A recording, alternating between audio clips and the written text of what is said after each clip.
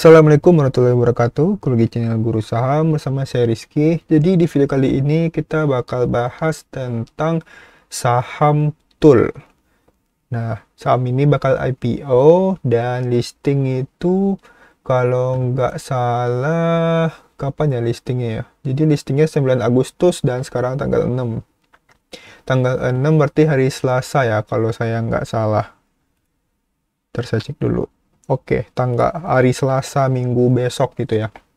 Dan saham TUL ini juga rame ya karena di dalamnya ada siapa? Ya, ada Lord Belvin gitu.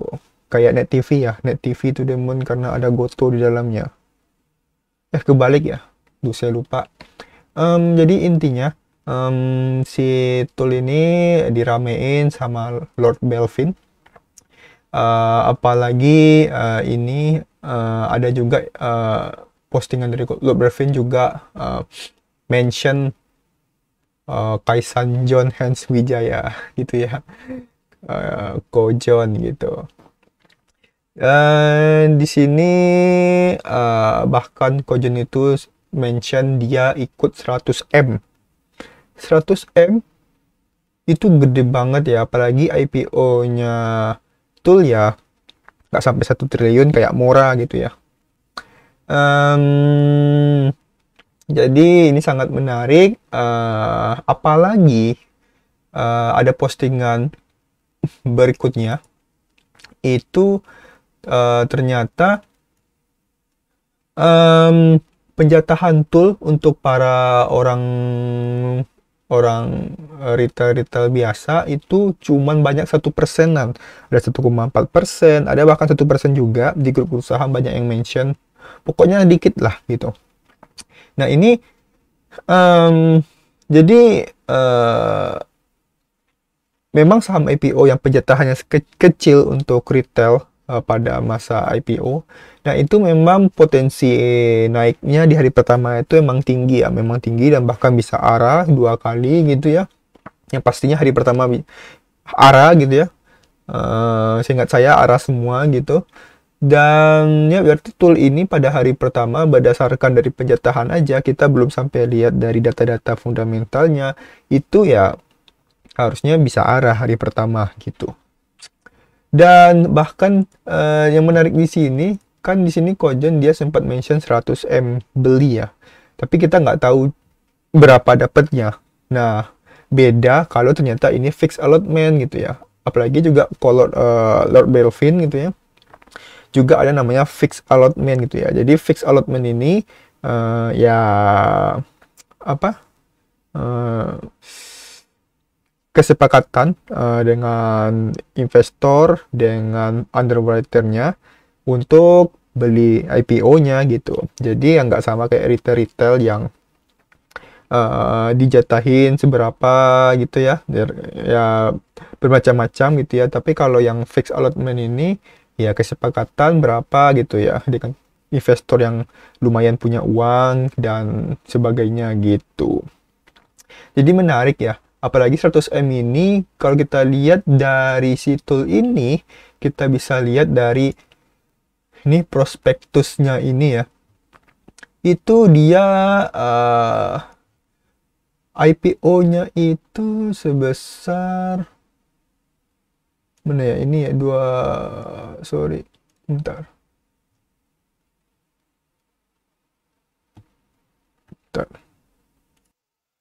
Oke, jadi untuk IPO-nya itu, untuk pengumpulan dana itu sekitar 50 miliar hingga 55 miliar. Dan akhirnya itu dengan harga offering dia, harga finalnya 127, setelah kita hitung itu nominalnya 52 miliar ya.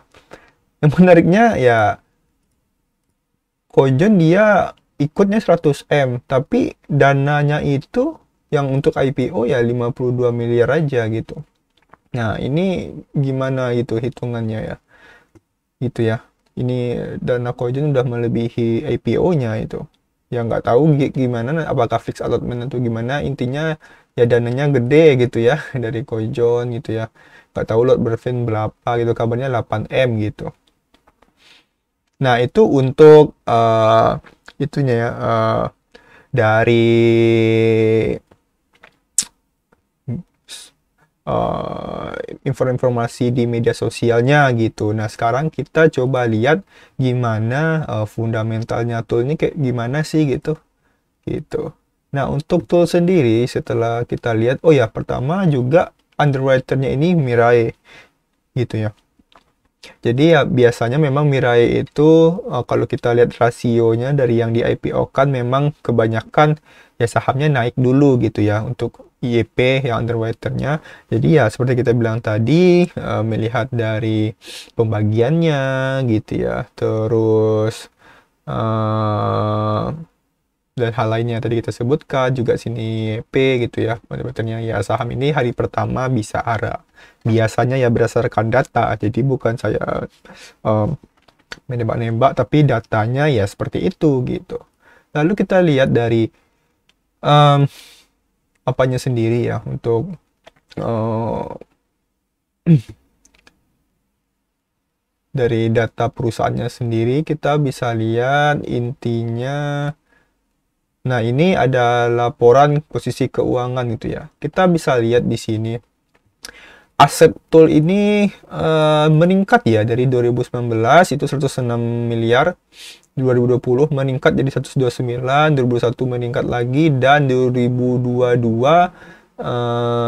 itu meningkat juga gitu ya. Dan ini kan cuma sampai 31 Maret ya, tapi ini disetahunkan jadi 136 miliar gitu. Jadi menarik ya untuk ini, untuk si tool ini. Jadi menarik karena asetnya selalu meningkat gitu. Kita bisa lihat dari data yang udah pasti nih, dari yang real setahun ini memang meningkat sampai 2021. Nah, tentunya di aset ini ada liabilitas sama ekuitas gitu ya. Kita lihat liabilitasnya itu. Nah, liabilitasnya itu kita lihat juga bagus karena dia semakin menurun. Kita bisa lihat ya, dari 2019 ke 2021 memang ketika lanjut ke 2020 itu sempat meningkat liabilitasnya itu liabilitas itu hutang ya kalau yang belum tahu gitu ya. Jadi modalnya dari hutang gitu. Nah, di sini sempat meningkat tapi 2021 dia turun gitu. Dia turun tajam ke 32 miliar yang kita bisa lihat. Ini penurunannya itu dari utang para pemegang saham ya, di sini berkurang banyak. Ya intinya liabilitasnya berkurang gitu ya. Dan sedangkan di kuartal 1 untuk 2022 itu udah disetahunkan jadi 32 miliar gitu. Jadi menarik ya, dia liabilitasnya berkurang jadi bagus ya berdasarkan teori. Lalu ada ekuitasnya. Nah, ekuitas ini modal yang bukan utang gitu ya, intinya gitulah simpelnya. Di sini kita bisa lihat dari dia selalu meningkat dari 42 miliar ke 52 ke 102 miliar, dan juga di setahunkan 2022 jadi 105 miliar. Jadi meningkat juga kita bisa lihat ya. Jadi menarik kalau ekuitasnya meningkat itu ya, itu bagus gitu. Dan di sini total aset ya. Total asetnya liabilitas dan ekuitas kita bisa lihat tadi ya sama 136 35 ya sama ya. Jadi aset itu liabilitas ditambah ekuitas ya gitu. Dan itu meningkat. Nah, jadi asetnya meningkat. Jadi bagus lah ya. Lalu kita juga bisa lihat di sini laba ruginya. Di sini kita bisa lihat untuk laba bersihnya itu meningkat juga dari 7 miliar ke 2020 9 miliar, 2021 meningkat lagi 10 miliar. Dan yang menariknya itu Q on Q itu di 2021 ke 2022 kuartal 1 Q on Q itu meningkat 2002 loh. Jadi kalau meningkat dan disetahunkan ya itu bisa melebihi 2021 gitu ya. Jadi diprediksi bahwa 2022 juga meningkat dari si labanya gitu. Jadi ini menarik banget ya. dari asetnya bertambah, terus ada em, penghasilan laba bersihnya bertambah gitu ya. Nah, namun untuk data-data selanjutnya mungkin rekan-rekan bisa lihat lagi mulai dari MPM-nya dan laba bersihnya dapat dari mana gitu ya. Karena ya pernah saya lihat juga dari yang lain di tempat lain gitu ya. Saya lupa di mana. Yang intinya kalau ada juga sempat labanya bertambah karena adanya penurunan biaya operasional gitu ya. Tapi ya nggak masalah gitu. Mungkin itu penyederhanaan gitu ya dari operasionalnya sehingga labanya tetap bertahan gitu. Gitu. Jadi intinya kesimpulannya kalau kita cuma lihat dari totalnya aja itu menarik. Oke, itu seperti dari fundamentalnya sama sentimennya juga dari media sosial dan lain-lainnya menarik ya untuk tool ini hari pertama gitu ya. Terus juga ada warannya loh. Warannya itu exercise price-nya dapat 500 gitu ya. Jadi exercise price ini harga untuk menembus waran menjadi sahamnya gitu. Kalau exercise price-nya 500 ya berarti ya harusnya sahamnya bisa naik ke 500 gitu ya. Kalau enggak ya mahal warannya berarti enggak, kalau ditebus ya jadi berapa gitu ya. Jadi kurang lebih seperti itu untuk tool. Dan kita juga sedikit ada yang menarik juga bahwa kita tahu ya Lord Kelvin ada grup ilmu saham gitu ya. Dan memang performanya Juli ini nggak semenarik sebelum-sebelumnya yang kebanyakan ada arahnya gitu ya. Turunnya turun banget, arah ya arah, ada yang arah berkali-kali gitu ya. Cuman sekarang itu agak terseot-seot gitu ya. Dimana dari Juli ini cuman beberapa aja yang arah, bahkan cuman satu kalau nggak salah gitu. Dan yang lainnya itu kebanyakan ya hari ya ketika diumumkan malah turun langsung gitu. Nah, masalahnya itu ya biasanya kan ada beberapa lah yang naik, tapi sekarang turun banyak yang turunnya. Contohnya ya, yang sempat naik itu MITI gitu ya, sampai 25%. Tapi itu kan masalahnya dia di intraday ya. Jadi penutupan sisi 1 ke sisi 2. Sedangkan untuk yang diumumkan malam itu biasanya kebanyakan yang Juli ini pada terjun semua, langsung dihajar semua, tapi nggak tahu siapa yang hajar ya. Saya nggak bilang yang hajarnya siapa, tapi berdasarkan data kita coba lihat. Di sini misalnya nih BSML 7 Juli ya. Kita coba lihat BSML. Nah, BSML ini kan sore ya, sore gitu ya. Sore udah mendekati penutupan lah intinya ya. Penutupan, oh sorry. Ternyata yang diumumkan malah SWOT ya, bukan si BSML. Oke. Coba lihat. SWOT yang diumumkan. Nah, ini kita bisa lihat SWOT ya. Di 10 Juli. Dan itu 11 Juli ya. Kalau diumumkan malam 11 Juli berarti nah, 11 Juli. 11 Juli. Nah, ini dia kan terbangnya sampai gap ya. Ini dari close hari sebelumnya ke open next day itu gap sempat naik ya sekitar berapa persen ya, ini ada 10% ya, 10% ke atas gitu ya. Tapi itu nggak bertahan lama, dia langsung turun gitu. Dan kita bisa lihat ya di sini ada YP sama XA yang hantam XC. XC ini kita tahu ya banyakkan retailnya gitu ya. Terus ada YPXA yang menghantam di harga 90. 90 ya di mana ya, ada area-area sini ya. Jadi kurang lebih seperti itu. Yang nggak tahu juga YPXA itu siapa gitu ya. Teman-teman bisa cari sendiri, mungkin analisa sendiri YPXA itu siapa gitu. Yang penting langsung dihajar turun. Oke, sekali lagi kita bisa lihat mungkin di sini ada, nah ini kan intraday ya, dia udah terbang duluan gitu ya. Tapi yang kita lihat itu yang nih malam nih ada Net TV 12 Juli gitu ya. Net TV gimana di 12 Juli? Nah, Net TV di 12 Juli itu tuh langsung dia hantam juga sama kayak itu tadi ya. Sebelumnya tadi apa ya? BSML ya.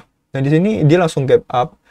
Ini bisa dilihat berarti ada tekanan beli yang nggak tahu retail ya yang langsung hajar di atas gitu ya, dan ternyata langsung dihajar gitu, langsung dihajar tanpa shadow, bahkan nggak ada shadow sama sekali gitu ya. Di sini kita bisa lihat 12 Juli gitu ya, 12 Juli 12 Juli. Nah, ini ada YP yang hantam 3,3 miliar gitu. Nah, rekan-rekan juga cari tahu aja siapa YP itu, saya nggak perlu apa gitu ya. Yang penting YP di sini 3,3 miliar. Oh ya, BSML tadi saya sempatnya salah tanggal ya. Karena ini ternyata belum diatur.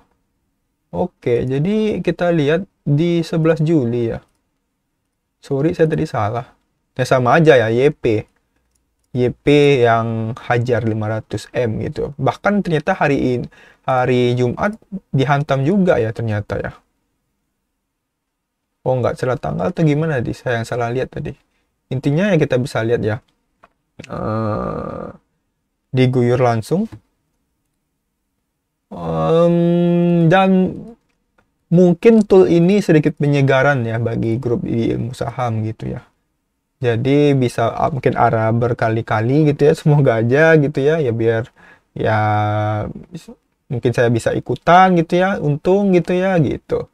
Jadi mungkin tool ini sedikit penyegaran di grupnya Kobelvin, semoga aja biar lebih rame pasar bursa gitu.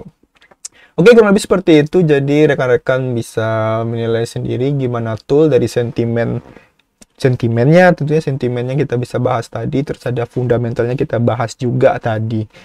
Oke, jadi semoga rekan-rekan lancar tradingnya. Oh ya, kesimpulannya intinya tool ini hari pertama kemungkinan besar ARA ya, gitu ya. Karena dari data YP yang sering awalnya ARA, terus sentimennya, pembagian lotnya gitu. Tapi untuk berapa kali ARA-nya ya kita nggak tahu ya. Oke, semoga lancar tradingnya. Sampai jumpa di video berikutnya. Bye.